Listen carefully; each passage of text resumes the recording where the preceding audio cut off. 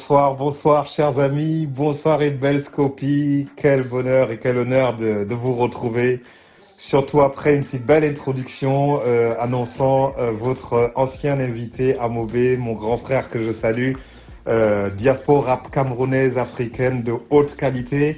Donc je suis absolument très ému et très honoré de vous retrouver. Merci pour cette invitation. Dans ce quartier de la culture, dans ce quartier africain en plein cœur de Douala, je me sens chez moi et je suis très heureux d'être là. Je vous dis bonsoir à tous.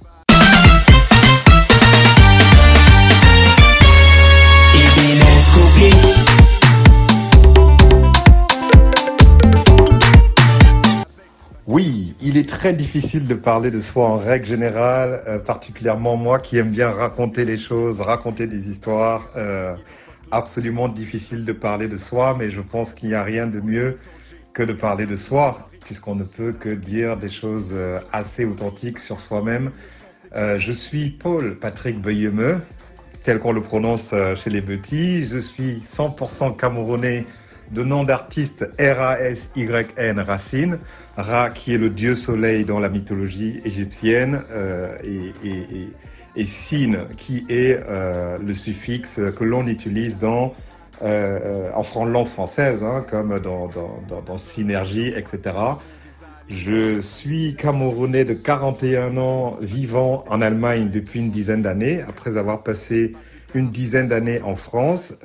Voilà, je fais partie de cette diaspora totalement actif. Je suis un papa marié depuis 17 ans et père de 2 enfants, donc la première à 13 ans, Carla Toulani Beyeme, et la deuxième à 8 ans, Nora Léonie Beyeme.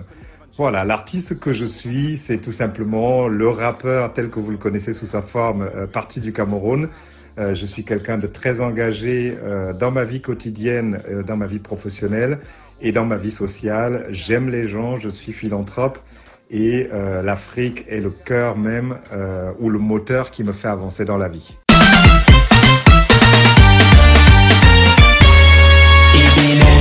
Alors oui, de mon parcours en tant que Paul Patrick Beyeme, j'ai fait mes études à Yaoundé où j'ai grandi, après avoir passé quelques années dans mon village natal à Elone, au sud du Cameroun.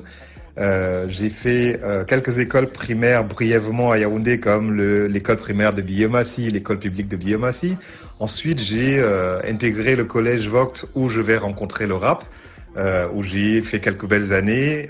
Ensuite, le collège, la retraite. J'étais un garçon assez têtu, ce qui donnait du fil à retordre à mes parents. C'était pas toujours facile. Donc, j'ai changé de ces collèges privés où j'ai fait l'internat à Vogt, ensuite le collège, la retraite, pour terminer au lycée bilingue et le lycée Leclerc, tout simplement parce que j'étais souvent très très têtu, ayant découvert le rap.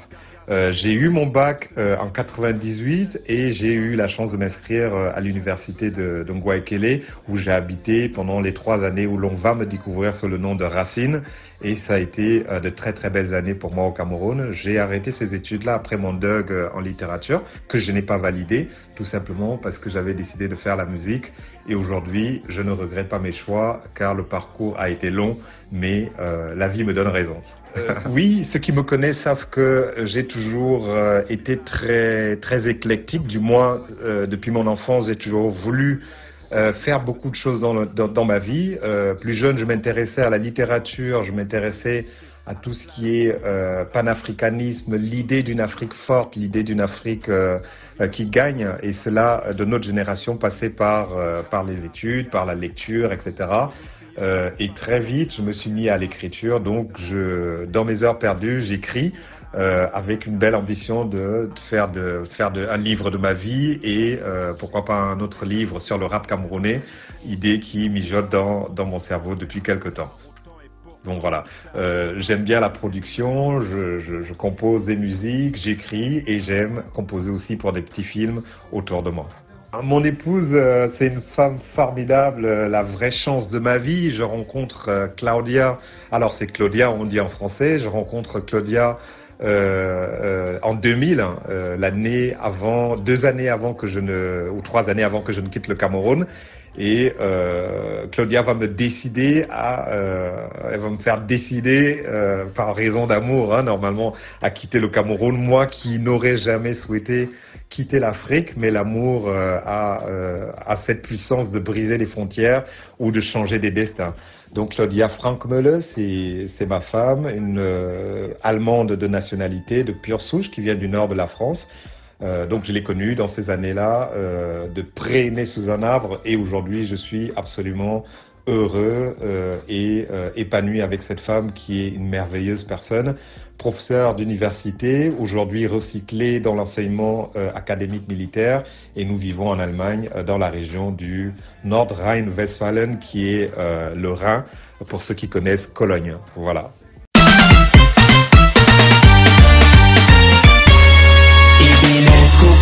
Benjo Stylie.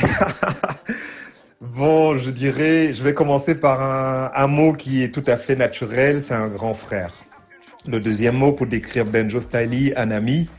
Un autre mot, camarade. Camarade, pourquoi? Parce que nous sommes tous les deux rappeurs.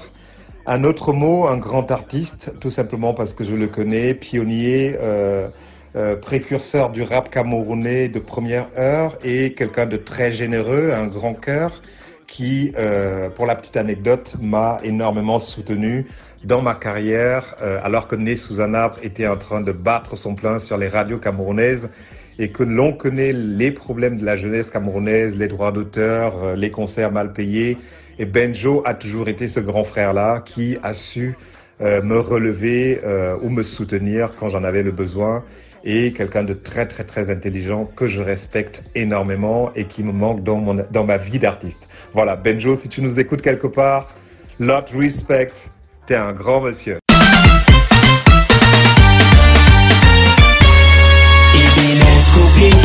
Boudor, yes. Boudor, grand rappeur camerounais, camarade, ami et mes vieux frères, comme on le disait à l'époque.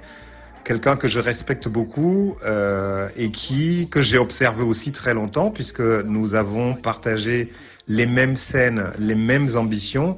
Et la particularité de Boudor était son côté tranchant sur ses prises de position ou ses directions lyricales en ce qui concerne l'écriture, puisqu'en tant que panafricaniste, ce qui représentait quand même la plupart qui était un lien commun, nous avions des courants différents. Et je me souviens, pour la petite anecdote, d'une chanson de Boudor où il parlait de MC qui épouse des femmes blanches, et je me sentais concerné, mais Boudor est un ami, un camarade, et je crois aujourd'hui que c'est un bel exemple d'acharnement, de travail et de réussite pour le rap camerounais. Et je pourrais décrire Boudor aussi comme très créatif dans sa direction musicale en ce qui concerne cette idée de rap africain qui va prendre forme par toute une génération. Donc je lui dis vraiment chapeau pour sa créativité et pour sa persévérance.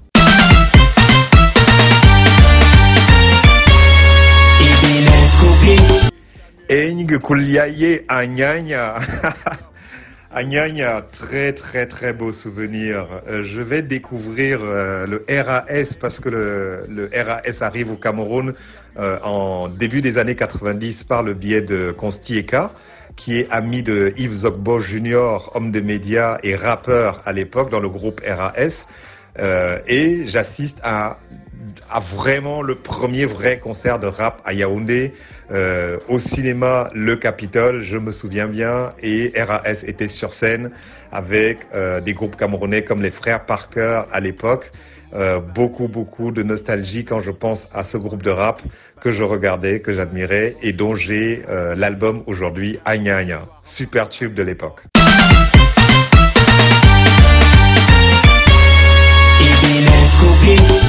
Positive Black Soul, PBS. Oh, ça sont nos grands frères, des vrais monuments. J'ai pas beaucoup de mots en général pour décrire ces gars-là qui, pendant que le rap camerounais prenait ses premières bases, hein, formait ses premiers piliers, eh ben, le Sénégal avait trouvé sa voie. Nous découvrons le Positive Black Soul avec donc DJ Awadi et Dogiti. dont nous allons faire la première partie en 97 au Cameroun à African Logic. Jamais je n'ai vu un spectacle hip-hop africain aussi beau, aussi fort. Et ce qui est vraiment triste à dire, c'est que jusqu'aujourd'hui, très très peu de groupes de rap sont aussi créatifs, aussi fougueux, aussi populaires. C'est le premier groupe de rap africain qui va faire le tour du monde, alliant Europe, Japon, États-Unis, et qui va faire un featuring avec KRS-One. À l'époque, l'album s'appelle Paris, Dakar, New York. Paris, New York, Dakar. Donc voilà, énormément de respect pour ces grands frères-là. J'ai eu la chance de passer une belle soirée avec Didier Awadi lors de mon dernier séjour au Sénégal il y a 2 ans, et j'ai énormément de respect pour leur engagement politique, leur engagement social et leur amour pour l'Afrique, car ce sont vraiment des vrais enfants d'Afrique et des pionniers du rap africain et francophone.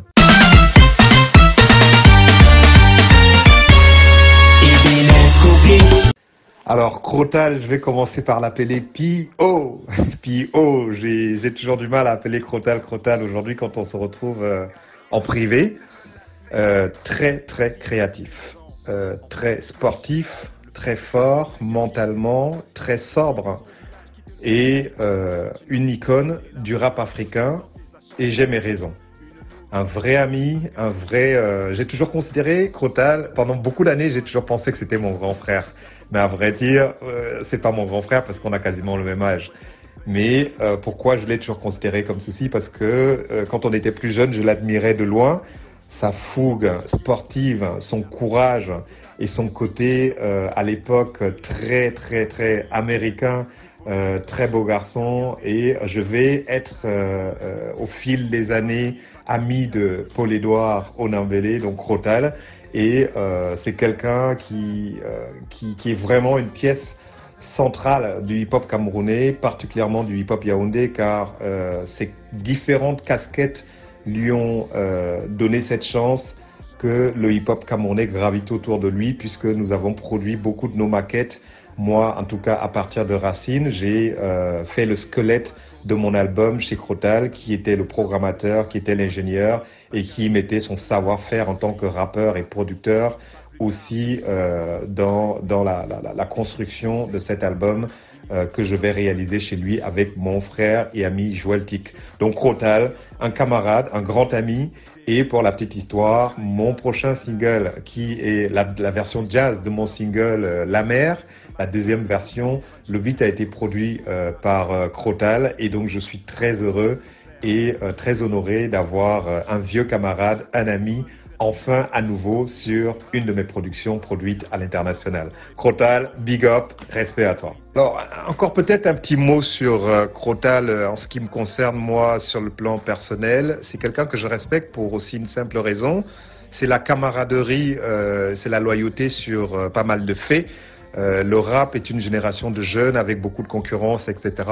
Et j'ai un souvenir très solidaire du premier grand concert, grand format, grand podium au Cameroun, où je suis en tête d'affiche grâce à Né sous un arbre.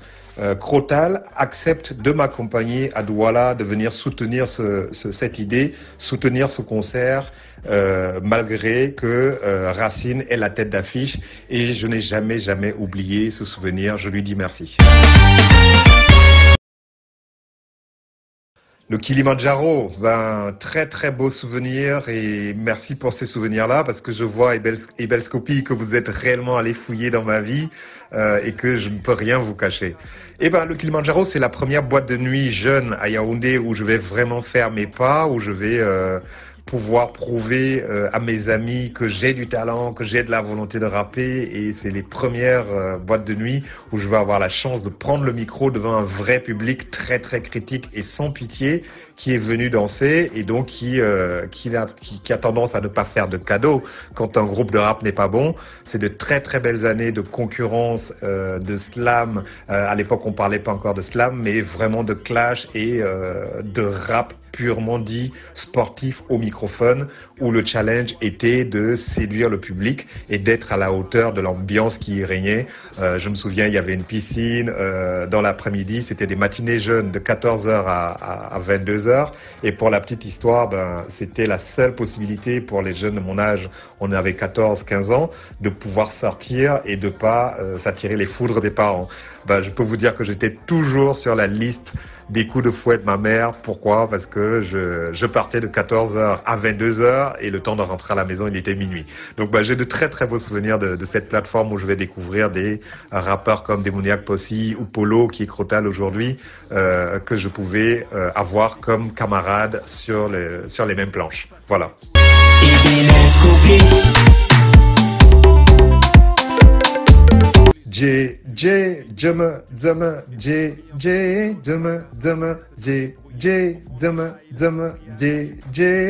Star System, des grands frères.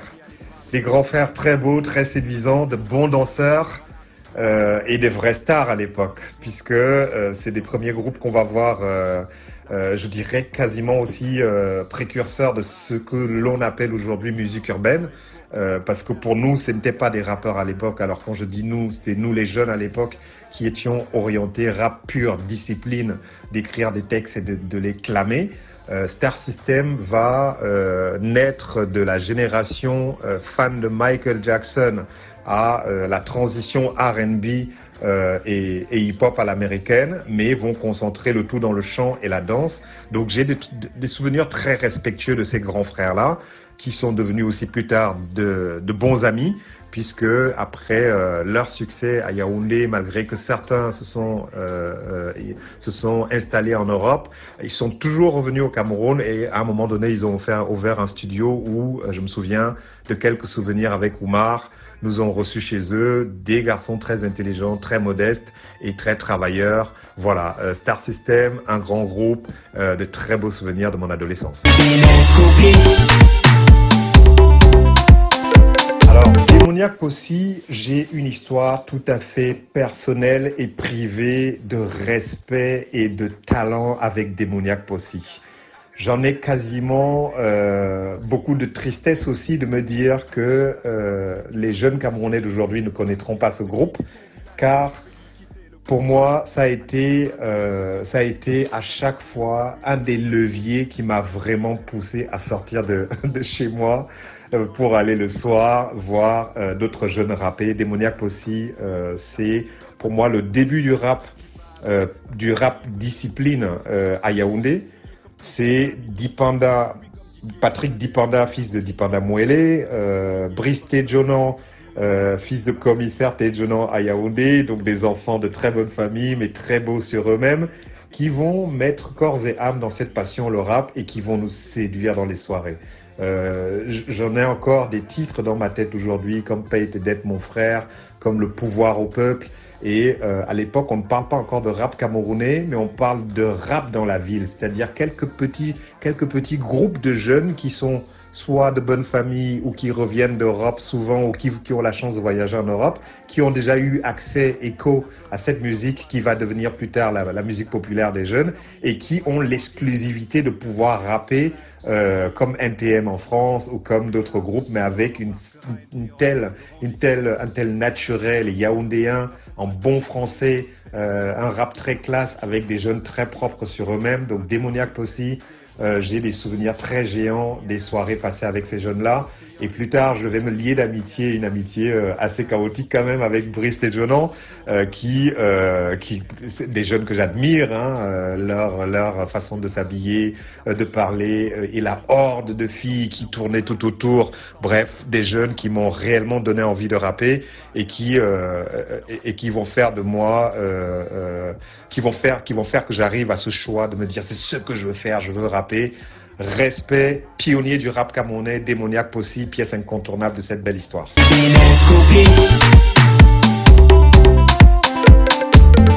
Bongo ya taba vemiambolo, zanatame. Bongo ya taba vemiambolo, yuba villageois, mbolo.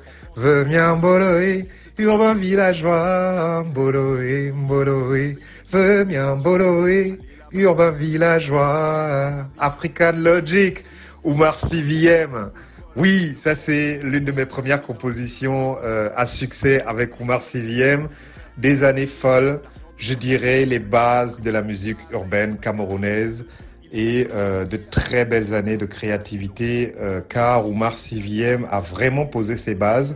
Cette idée de panafricaniste, cette idée d'un rap africain nous a amené à être créatifs et je me rappelle que c'était des années où vraiment Dieu m'a donné la possibilité de créer des choses très simples et très proches de ce que je voulais atteindre en termes de rap africain. Et Oumar CVM, quand je pense urbain villageois, je pense Oumar CVM, mais il y a peut-être aussi un pont à faire avec un grand monsieur du Cameroun qui, à l'époque, a beaucoup influencé mes idées. C'est Doe Collins de African Logic qui avait le concept African Logic. Cette idée d'urbanité, cette idée de village urbain m'a beaucoup inspiré dans la création dans l'écriture de ce single avec mes camarades Billy Joe, Joel Tick de l'Oumar CVM. Donc voilà, urbain villageois, un concept mondial qui n'est jamais mort et qui est aujourd'hui quasiment le concept moderne de toutes les grandes villes du monde. Un autre pont à faire avec urbain villageois, c'est un autre grand monsieur qui n'est pas un vieux, mais qui est plutôt un camarade, c'est Billy Joe.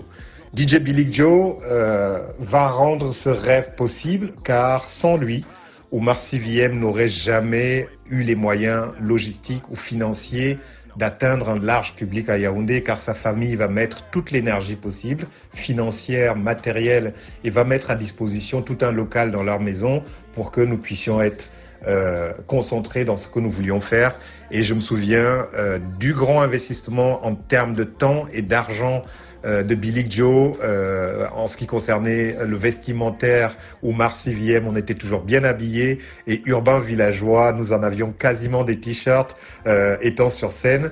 Et cela va nous donner aussi la possibilité, cette belle organisation, en citant Billy Joe, qui m'a vraiment beaucoup appris en termes d'entrepreneuriat, de me prendre en main en tant qu'artiste, de m'organiser, d'être professionnel. C'est vraiment lui qui avait cette énergie dans Oumar CVM, cette rigueur des choses va attirer aussi les gentillesses de Doe Collins à l'époque, le patron d'Afritude, qui va nous habiller sur ce concept urbain villageois qui matchait bien avec Afritude.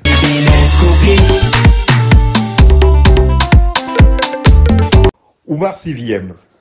Unir mon Afrique, rentrer au Cameroun, vaincre la misère, telle est l'idée de base qui va naître dans la chambre d'un de mes copains à l'époque, camarade, juniorement, Oumar CVM fondé à l'origine par moi-même, juniorement, l'Alco, un groupe d'amis, l'Alco qui est connu aujourd'hui parce que Junior, il a arrêté la musique pour faire ses études et c'est un grand monsieur aujourd'hui dans le milieu de la finance, jeune homme aussi de la diaspora, mais un petit groupe de jeunes rêveurs comme ça qui à force de voir l'Afrique martyrisée des années post-coloniales, ne voulait pas être comme nos parents. Nous voulions vraiment montrer que nous avons un pied dans le monde et que nous sommes des Africains et s'approprier de notre propre identité. Et donc l'idée part de là et nous voulions un nom qui sonne africain mais aussi qui a une résonance politique, philosophique, d'où Oumar qui sonne comme le prénom Omar. Mais avec un monde aussi rebelle. On voulait vraiment des Sikhs, c'était aussi un peu l'époque influencée par des Run DMC, NWA, vous voyez, c'était aussi un peu la mode. Hein. Et nous avons, vous voyez, comment on peut faire un pont pour s'approprier la chose et l'adapter à son concept.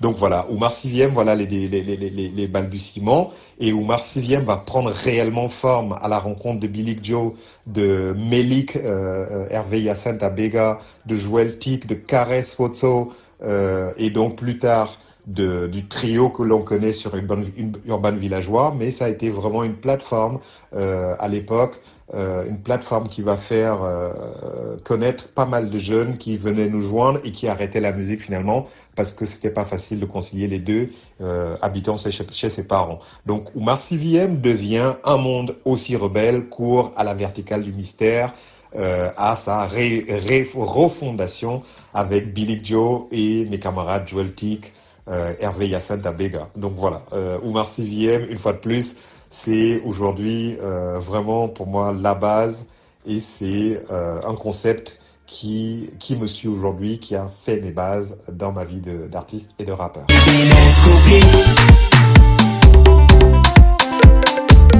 Alors vous savez, Ebelscopie, c'est un très beau sujet, une très belle occasion que vous me donnez là de donner des bribes, des bouts d'histoire de ce mouvement qui mérite, de ce mouvement, cette mouvance, de cette génération qui mérite absolument des livres entiers. Il n'est pas facile de parler du hip-hop camerounais parce que j'en parlais encore hier avec l'un de ces pionniers qui est vraiment mon frère de tous les jours et mon meilleur ami, c'est Foula. Jean-Yves Nélé, originaire d'Afrique noire, nous avons téléphoné hier et nous parlions de rap camerounais. Et nous disions finalement, Jean-Yves me le disait parce que c'est quelqu'un de très intelligent, un sage et qui fait partie pour moi, c'est vraiment l'un des seuls groupes que j'écoute en boucle quand il s'agit de rap africain en dehors de Positive Black Soul.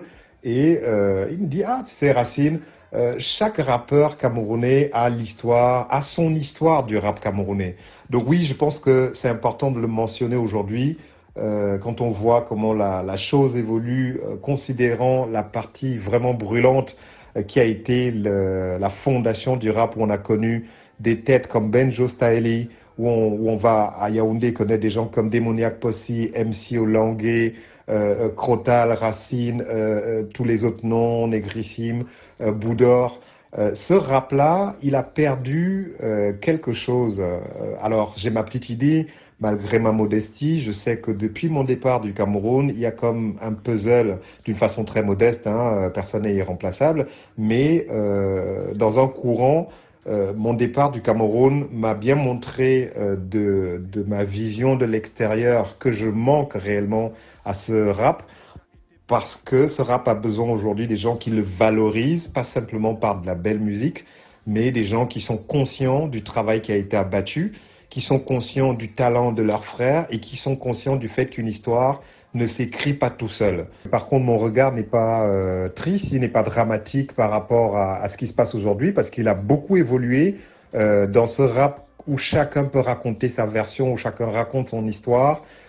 Nous remarquons qu'il y a quand même beaucoup de génies au Cameroun, je pense à Douala où on peut voir Malox, Franco, des noms anciens, plus anciens encore comme Big Busy, mais vous parlez de la nouvelle génération, on peut voir qu'ils sont réellement très créatifs. Je pense aux jeunes Mink en ce qui concerne le rap. Je pense à Yaoundé, des gens comme Tenor qui arrivent à amener une autre énergie, une autre direction très dynamique de ce rap-là. Donc oui, je suis absolument optimiste en ce qui concerne ce rap, ce qui concerne ce rap.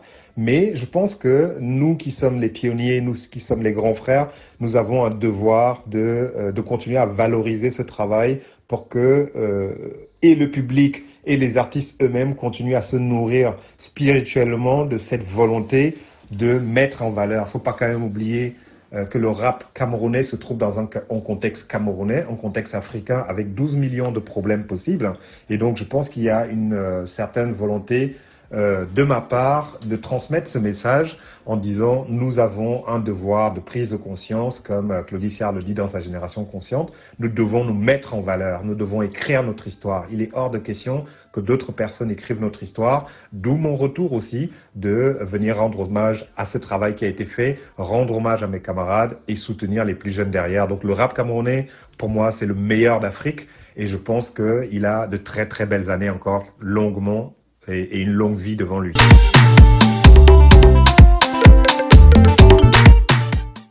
2001, c'est l'une de mes plus belles années, considérant mes années de rappeur et d'artiste au Cameroun. Pourquoi? Parce que 2001 va être ma consécration, ou du moins la consécration de l'album Né sous un arbre, ce qui va aller très vite. 2001, c'est la sortie de cet album-là, qui une semaine après va devenir album de la semaine chez Claudie Siard, le grand frère, couleur tropicale.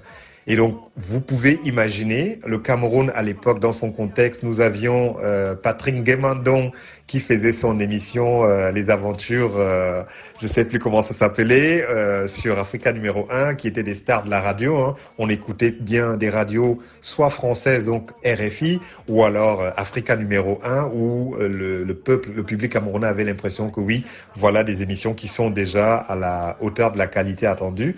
Et donc, Claudicia, le porte-parole de ce rêve de médias africains finalement, d'exceller en termes de qualité, l'un des vrais repères comme Amobé. Voilà des gens qui vont m'aider à redonner un écho boomerang au Cameroun. Quand cet album passe album de la semaine à la radio au Cameroun, la vie change. La vie change, le regard des gens change. À l'université, je peux pas vous dire le nombre de le nombre de conquêtes féminines que j'ai pu faire en 2001 grâce à cet album-là. Donc oui, je me sens comme béni par cette année-là et c'est tout simplement lié à la sortie de Né sous un arbre.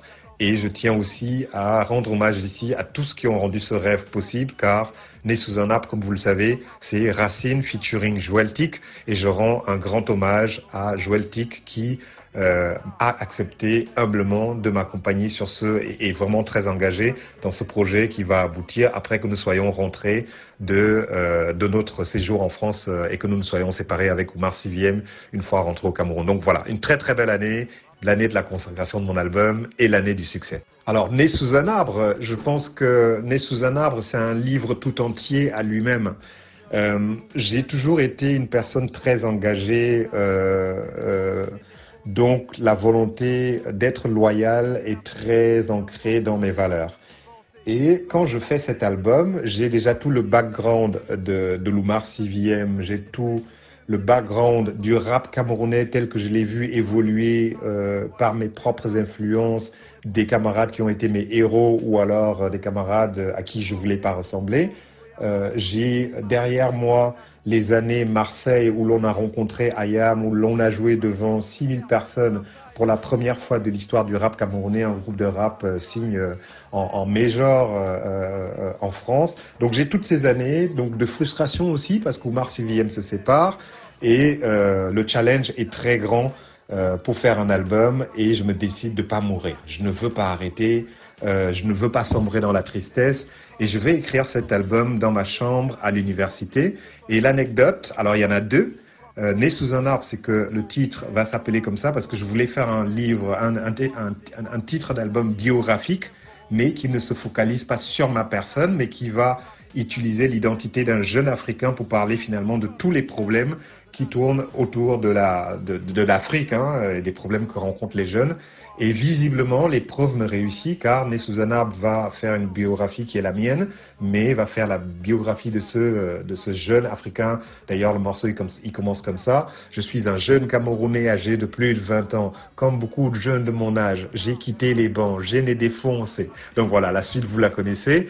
Et c'est de très bons moments d'humilité aussi pour moi à ce jour, de me dire merci Seigneur de m'avoir donné la possibilité d'être aussi créatif, car ce qui me rend peut-être triste sur ce point-là, c'est que ce que j'évoque comme problématique dans Né sous un arbre est encore la problématique aujourd'hui, et c'est la chance que j'ai eue, c'est d'avoir trouvé la boucle qui boucle le bout qui boucle la boucle en termes de thématique de cet album. Mais cet album, ce n'est pas simplement moi tout seul, c'est la chance d'avoir eu des gens qui ont cru en moi, qui m'ont inspiré et qui ont aidé dans ce projet. Donc principalement ici, Joëltic qui va apparaître en featuring, qui m'a accompagné sur toutes les étapes de cet album.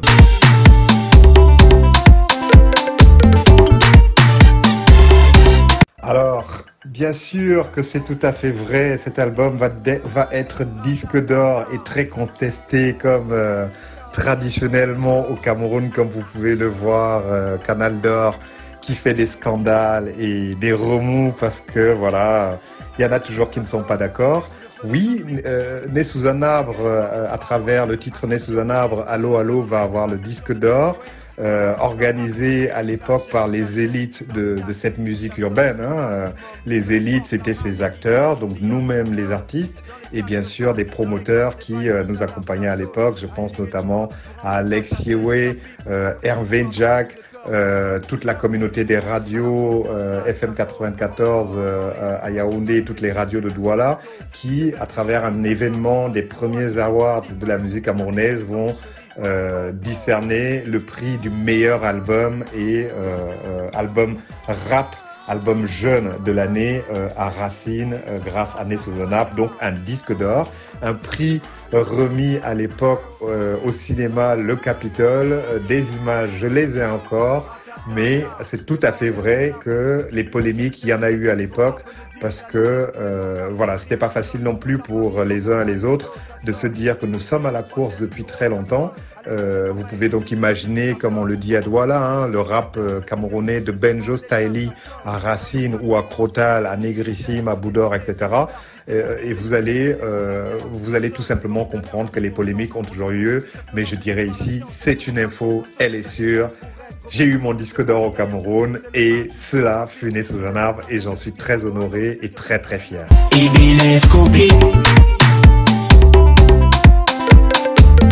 Allô, allô. Quand je pense à Allô, allô, je pense dans un premier temps à Toto Guillaume, parce que l'idée part de là.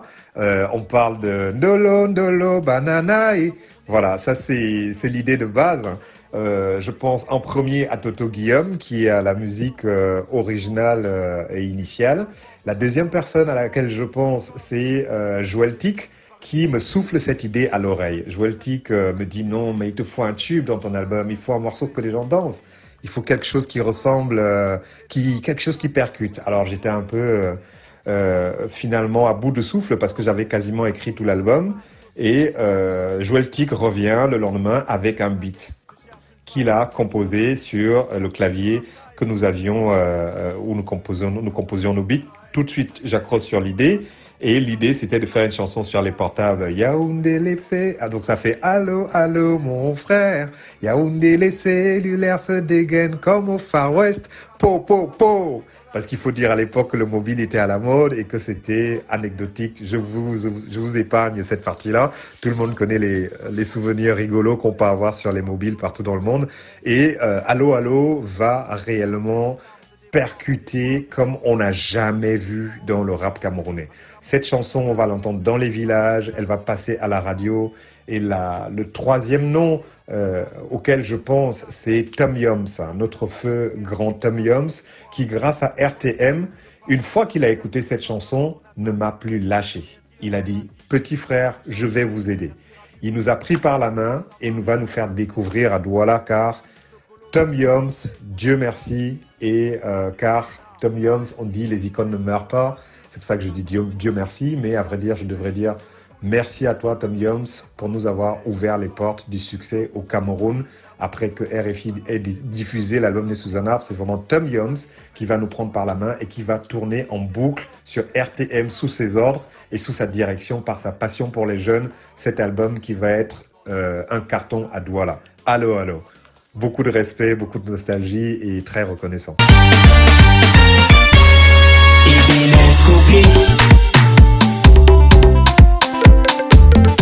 Tout à fait, comme un blanc, je dirais comme un blanc par rapport à ce que j'ai fait au Cameroun depuis mon départ.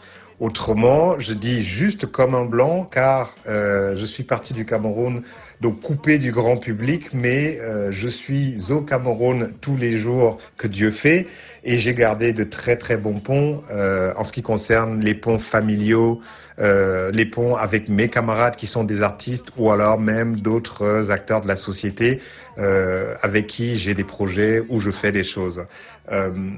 Mes combats ont toujours été des combats très terre à terre. Je pense que je vous ai brossé un peu ma personnalité en termes d'engagement social, en termes d'engagement, en termes d'identité.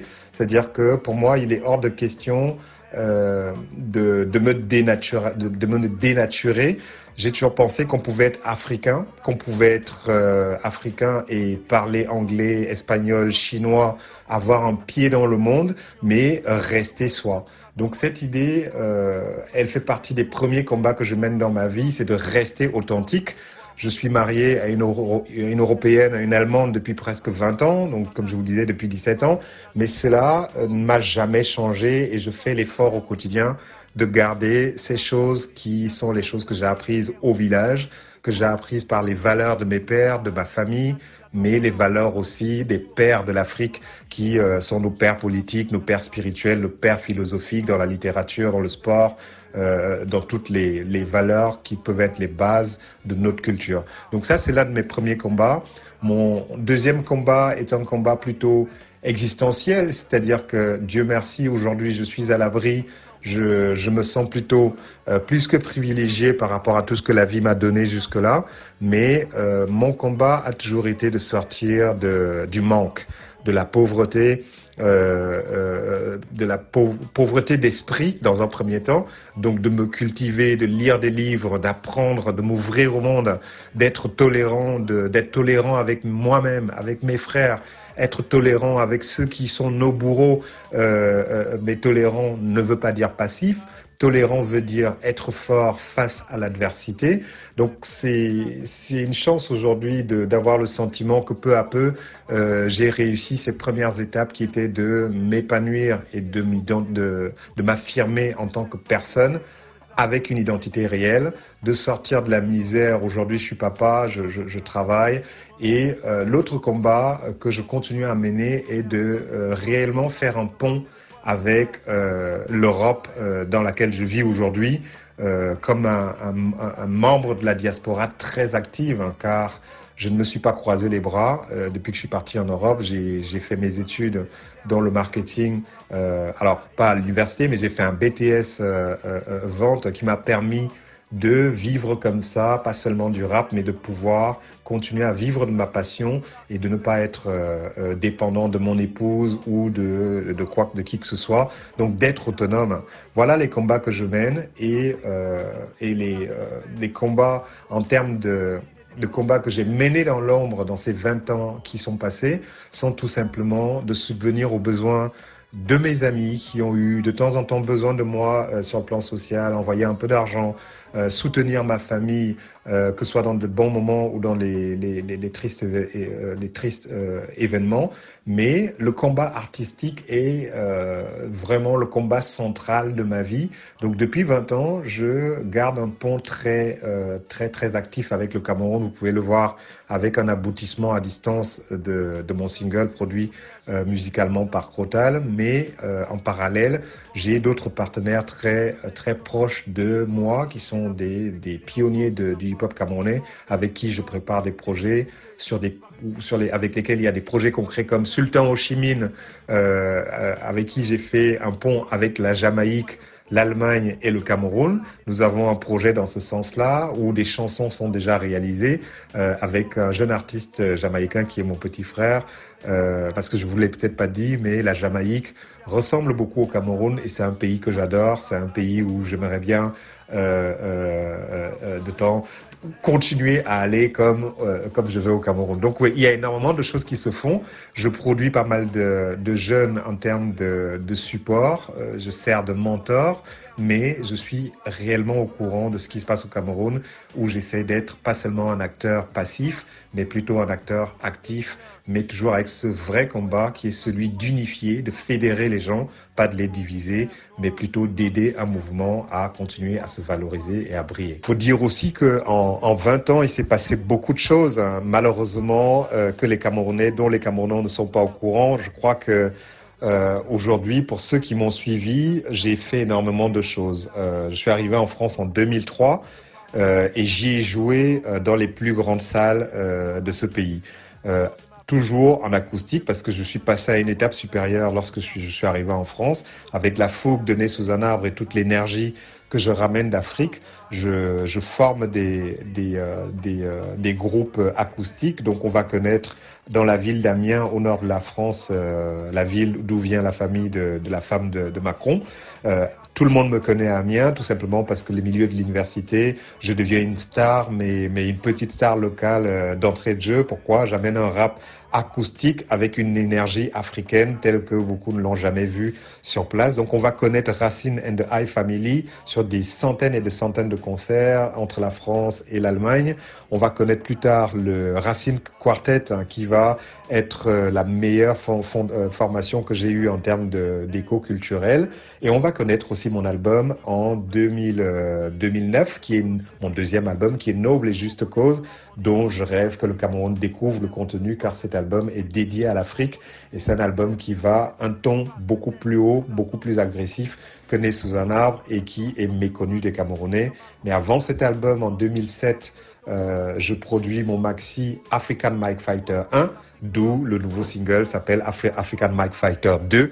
Donc pour dire, il y a eu énormément de choses, beaucoup de travail avec des rappeurs de Guinée-Conakry, du Sénégal, beaucoup de festivals et aussi beaucoup de projets de post-production ou de production de jeunes artistes qui tournent aujourd'hui dans les radios, mais très souvent dans le background.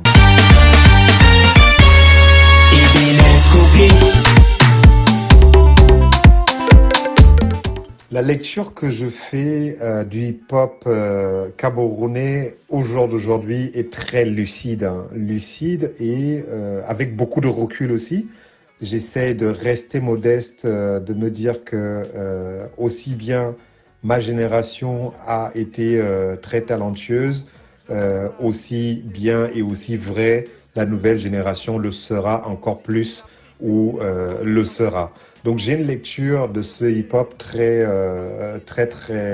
rapprochée, hein, c'est-à-dire que comme je vous disais, j'ai besoin de me sentir chez moi, donc je suis très connecté aussi bien sur mes mobiles, tous les appareils possibles me permettant d'avoir accès à l'information camerounaise, mais j'ai une écoute très engagée également avec un vrai besoin de savoir ce qui se passe. Comme je vous le disais, quelques jeunes ont attiré mon attention par leur fougue, hein, leur folie, leur capacité à aller vers leurs rêves. Je pense à ceux qui ont souvent eu l'occasion de témoigner leur impact, l'impact de Né sous un arbre sur leur carrière comme Malox, des jeunes comme Franco, mais je pense notamment à quelqu'un d'encore peut-être plus jeune que je connais pas personnellement, mais que je connais dans les médias, qui est Tenor, tous ces jeunes-là qui m'impressionnent par leur énergie, leur fraîcheur, ce hip-hop qui est nouveau et qui prend une ampleur et un écho beaucoup plus important avec les réseaux sociaux et les médias que nous avons aujourd'hui.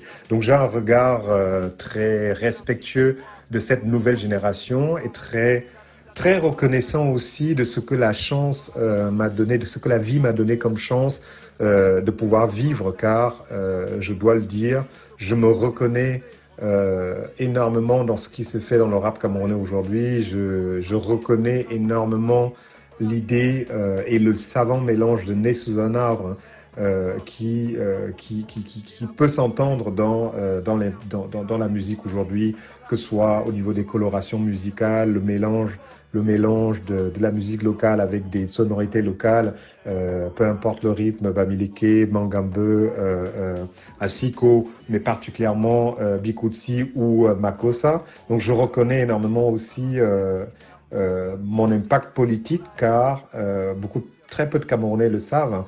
La première fois qu'un jeune va dire je viens du 00237, eh ben c'est dans l'album Né sous un arbre. Dans ce titre, je dis tu peux me biper sur le double 0237. Alors en écoutant le hip-hop d'aujourd'hui, la nouvelle génération, j'entends très souvent le 237. Donc je suis très heureux, très chanceux, très épanoui de voir que oui, les choses continuent. Il y a une nouvelle génération qui fait aussi bien ou encore mieux que ce que nous avons fait à l'époque. Et mon rêve, c'est vraiment d'être un vrai acteur, une part entière qui peut permettre à ce mouvement de continuer à briller et à servir de pont avec les jeunes. J'ai peut-être un bémol sur le contenu des textes. Je trouve que malheureusement, beaucoup de jeunes sont très peu créatifs au niveau de l'écriture, mais je suis tolérant avec ça parce que je sais que c'est une autre génération où le texte n'a pas beaucoup d'importance et que c'est plutôt l'ambiance, etc. Mais c'est peut-être le seul bémol que je vais trouver dans ce regard que je peux porter sur le hip-hop camerounais. Et l'autre bémol, ce serait cet esprit de camaraderie, de solidarité, d'engagement commun. Je ne le retrouve pas auprès de ces jeunes, mais je leur pardonne car je sais que c'est de la faute des aînés, de nos pères. C'est à nous de montrer l'exemple. Et c'est pour ça qu'aujourd'hui, je suis très content d'avoir cette possibilité de témoigner de ma vision des choses qui peut peut-être influencer et qui va certainement influencer, je l'espère, ces jeunes-là.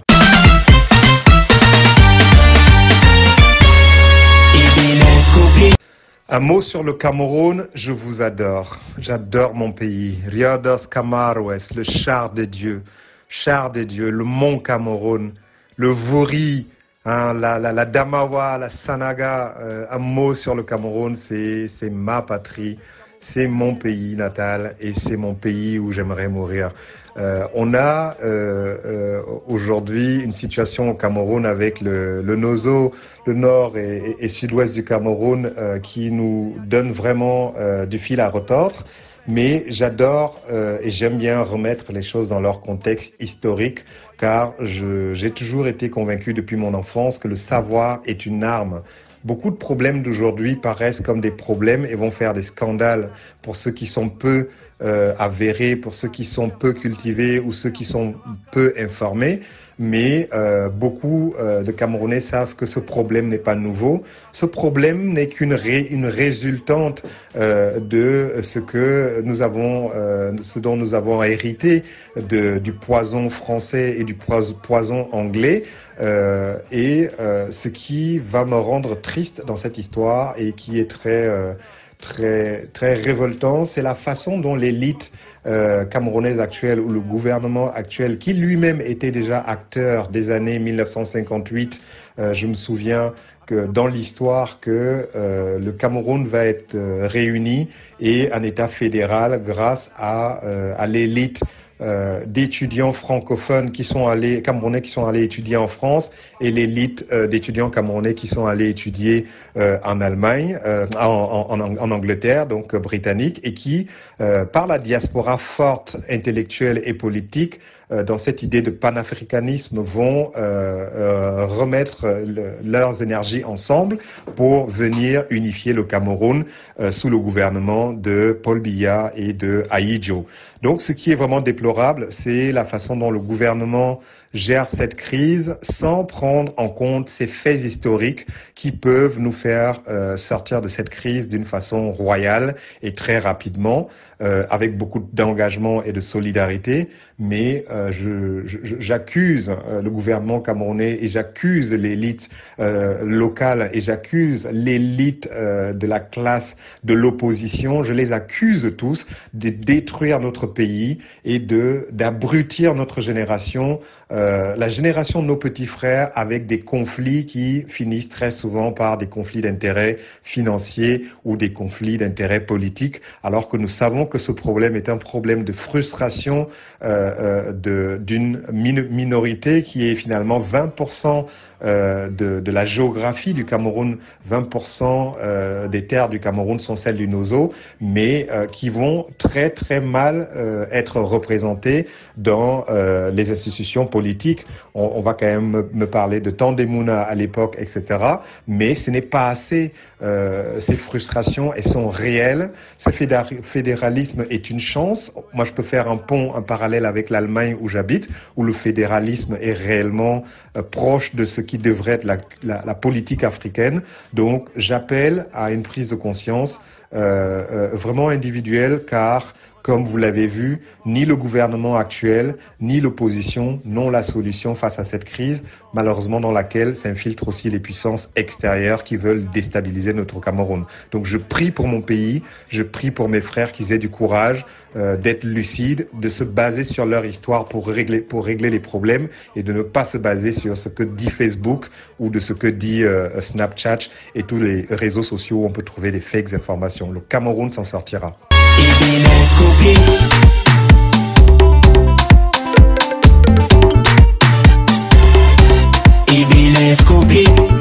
Mon grand coup de gueule sur la musique camerounaise, c'est arrêter les divisions, arrêter la bêtise, arrêter l'ignorance qui n'est pas une ignorance avec laquelle on est né. Arrêter cette ignorance qui nous réduit à des gens qui s'empiffrent de plats de nourriture dans les bars, dans les restaurants, qui s'empiffrent d'alcool, qui s'empiffrent de méchanceté entre les uns et les autres. Mettons en valeur ce talent qui est absolument, je dirais, l'un des meilleurs talents du monde, si ce n'est le meilleur d'Afrique, sans réduire nos pays voisins et nos pays frères. La musique africaine, particulièrement la musique camerounaise, n'a plus de preuves à faire. Nous avons des icônes, Feu Mano Dibango, Rest in Peace. Rendons hommage à la mémoire de ces gens. Et Bois le Thym, que j'aime bien citer, ils sont tellement nombreux, Tchana Pierre, nous avons connu Kotobas, les noms sont, la liste est super longue. Nous avons 12 milliards de raisons d'être fiers de nous, de marcher tête haute, et 12 milliards de raisons de dire le Cameroun a une telle qualité qu'il est hors de question qu'on retourne en arrière. Donc ça, c'est mon coup de gueule. L'autre deuxième coup de gueule, c'est de dire soyons sûrs de nous. On ne peut pas se permettre d'oublier la musique camerounaise et de courir comme ça après tous les vents. Dès qu'on a entendu que les chanteurs nigérians, même si le Nigeria, je rends hommage ici à la force du travail, le Nigeria nous a colonisé exactement comme le Congo nous a colonisé avec le Zaïko Langa Langa il y a quelques années. Donc soyons sûrs de nous, nous avons des valeurs musicales qui sont mondialement reconnues. Mamasi, Mamasi, Mamakosa, copié par Quincy Jones, on l'a vu, les Angelewa avec Shakira, la liste est très très longue, des artistes mondiaux, des icônes mondiales qui reconnaissent cette qualité-là. On a vu le succès géant dont on ne s'imagine même pas l'ampleur quand on n'est pas ici, celui de Richard Bona. Donc voilà, ce coup de gueule est un coup de gueule de vraiment de dire stop à la violence, stop à la haine. Mettons-nous ensemble, nous sommes très très très forts ensemble et la vision que j'ai sur l'avenir est une vision absolument positive car je sais que les choses se font malgré ce chaos. Je sais qu'il y a des acteurs qui continuent à mettre beaucoup d'amour et beaucoup de passion dans ce qu'ils font. Donc je dis bravo à ceux-là et restons créatifs, productifs, créons des choses. Le public n'attend que ça. La musique urbaine camerounaise, d'ailleurs j'ai du mal à le dire musique urbaine car je trouve que c'est un thème très réducteur et très ambigu quand il va falloir de revaloriser les talents. Par contre, je reconnais évidemment que dans cette idée de musique urbaine, on veut parler de ce son qui est le son de la ville, donc c'est tout à fait légitime. La musique urbaine camerounaise, je lui donne beaucoup de respect car si moi je suis parti du Cameroun aujourd'hui, il faut dire que c'est parce que j'ai eu le sentiment que je n'allais pas arriver loin vu les conditions dans lesquelles je travaillais. Malgré le grand succès que j'avais à l'époque, et encore on n'avait pas des réseaux sociaux pour pouvoir avoir le même écho qu'on peut avoir aujourd'hui, mais j'ai vraiment fui le Cameroun pour des conditions de vie, malgré que je venais d'une famille qui pouvait me mettre à l'abri. Hein. J'avais l'occasion d'aller manger chez mes parents, etc. Mais c'est pas la vie dont on rêve. On rêve d'une vie autonome, d'une vie noble, dans laquelle on peut payer soi-même ses factures, dans laquelle on peut subvenir à ses besoins et aider son prochain. Et donc je pense que on a le niveau aujourd'hui d'aller se donner ces moyens-là avec la musique urbaine camerounaise qui fait ses preuves à l'international. Je suis allé voir mes camarades jouer au Sénégal l'été dernier, Crotal, je suis allé le voir à Dakar, où nous nous sommes vus. Nous nous sommes rencontrés avec Valsero, Rizbo d'Accent Grave. On est allé voir X Malaya à l'Olympia. Donc oui, les preuves sont là, on n'a plus besoin de remettre cette musique en question.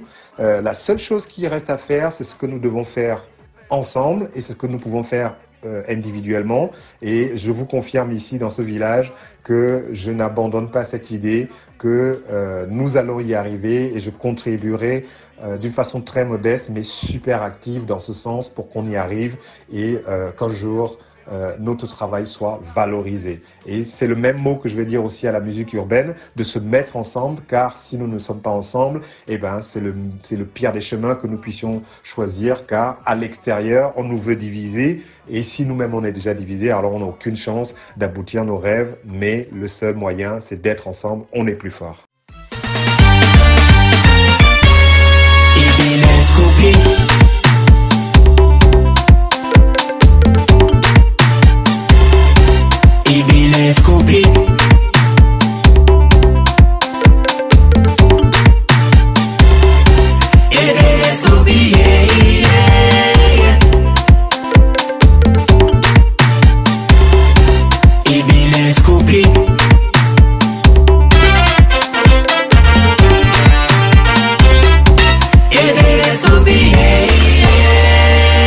Avec Sylvain Bellet, Just Born to be the Best.